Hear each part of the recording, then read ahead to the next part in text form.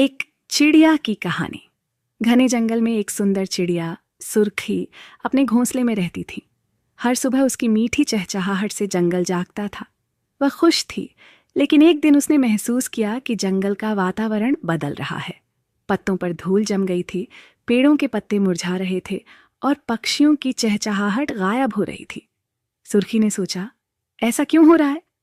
उसने सच्चाई जानने की ठान ली। वह उड़कर जंगल के अलग अलग हिस्सों में गई।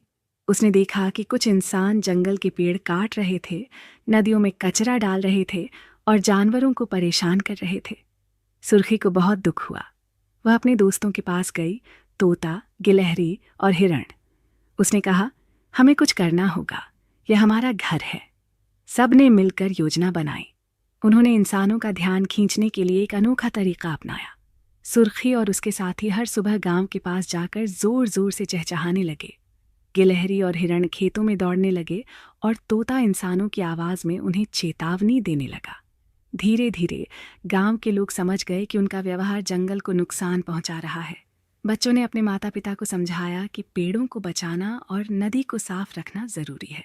गांव वालों ने जंगल में पेड़ लगाना शुरू किया और नदियों की सफाई की। कुछ ही दिनों में जंगल फिर से हरा भरा हो गया। पक्षी फिर से चहचहाने लगे और जानवर खुशी से दौड़ने लगे। सुर्खी ने राहत की सांस ली और अपने घोंसले में लौट आई। उसने महसूस किया कि एक छोटी सी कोशिश भी बड़ा बदलाव ला सकती है।